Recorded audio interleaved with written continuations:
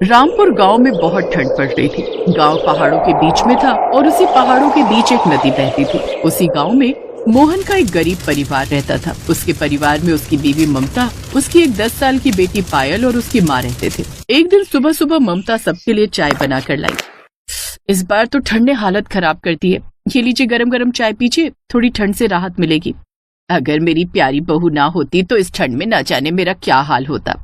सभी लोग गरम गरम चाय पीने लगे। तभी उसकी बेटी पायल ने कहा, माँ, इस ठंड में मेरा ब्रेड पकौड़ा खाने का बहुत मन करता है। मैंने आपसे कितनी बार कहा है, पर आप कभी ब्रेड पकौड़ा बनाती ही नहीं।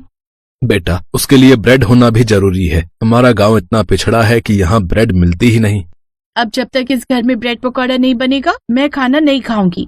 इतना बोलकर पायल अपने कमरे में जाकर लेट गई। उसकी माँ भी पीछे पीछे चली गई। तभी मोहन ने अपनी माँ से कहा, माँ, देख रही हो अपनी पोती की जिद। ये सब आपके लाड़ प्यार का ही नतीजा है। अब बताओ, मैं ब्रेड कहाँ से लेकर आऊँ?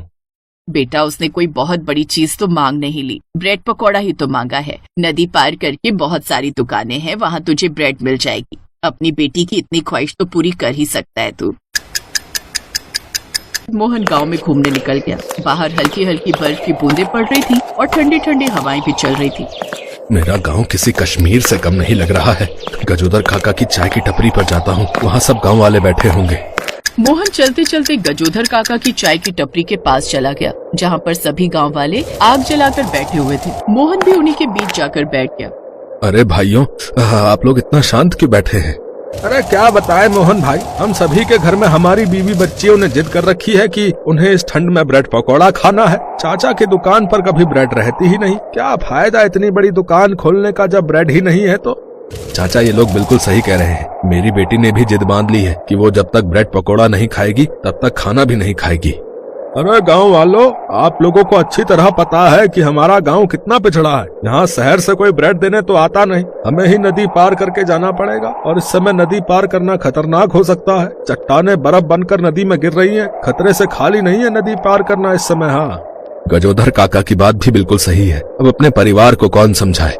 आग तापने के बाद सभी लोग अपने खेतों में काम करने चले गए। काम करने के बाद दोपहर को जब सभी आदमी खाना खाने के लिए अपने घरों में गए, तब किसी के यहाँ खाना ही नहीं बना, यहाँ तक कि मोहन के घर में भी। ममता, ये सब क्या तमाशा लगा रखा है? मैं इतनी ठंड में खेतों में काम करके आया हूँ, खाना ही नहीं बना। जब हमारी बिटिया ही नहीं खाएगी खाना, तो खाना बनाने से क्या फायदा? सुबह से उसको समझा रही हूँ, समझने का नाम ही नहीं ले रही। मोहन गुस्सा होकर बाहर चला गया तो देखा सभी आदमी गुस्से में अपने अपने घर से चले आ रहे थे।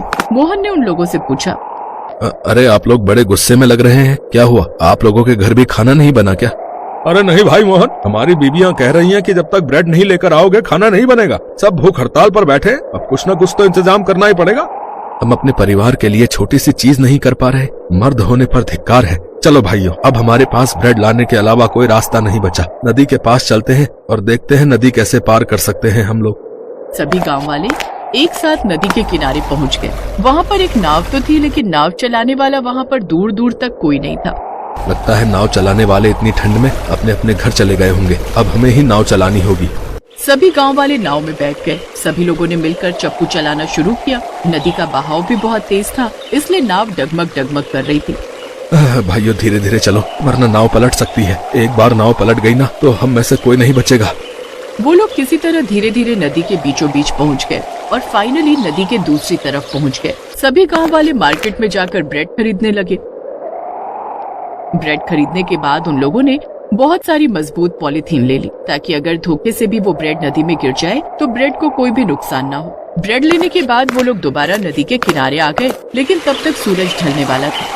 हमारी मेहनत का फल हमें मिल गया। रात होने से पहले हमें अपने गांव पहुंचना होगा, वरना खतरा हो सकता है।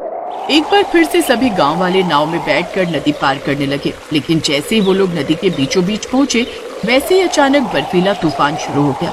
बर्फबारी बहुत तेज हो गई। ग्लेशियर के बड़े बड़े टुकड़े पिघल पिघल कर नदी में गिरने लगे, जिससे नदी का बहाव इतनी तेज हुआ कि नाव पूरी तरह से पलट गई।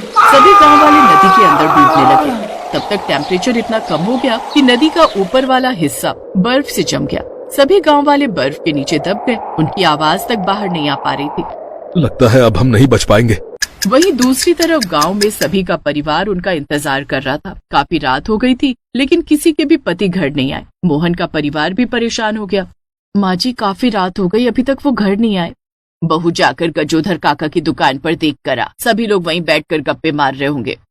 ममता उसी वक्त मोहन काका की दुकान पर चली गई, पर वहाँ मोहन काका अकेले ही बैठे थे। धीरे धीरे गांव की सभी औरतें इकट्ठी हो गई। काका, हमारे पति आज यहाँ नहीं आए क्या?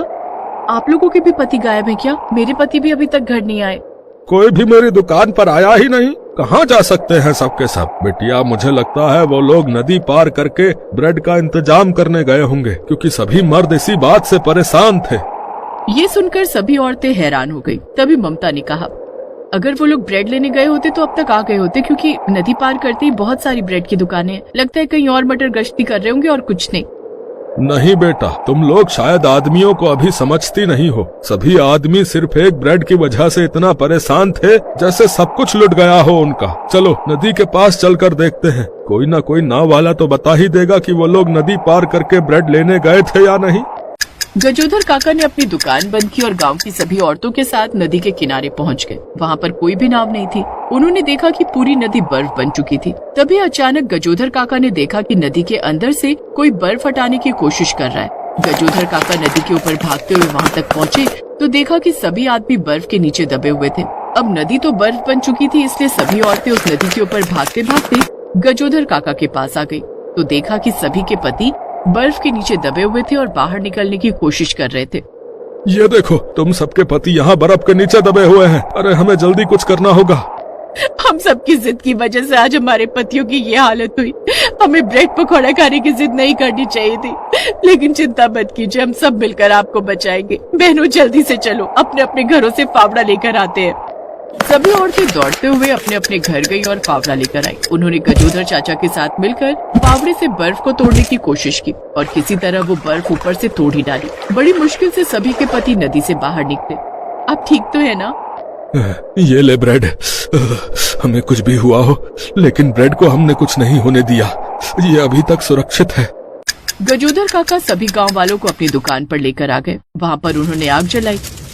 तुम सब लोग जो है आग ताप लो, वरना बीमार पड़ जाओगे। बर्फ की वजह से पूरा शरीर अकड़ गया है तुम लोगों का।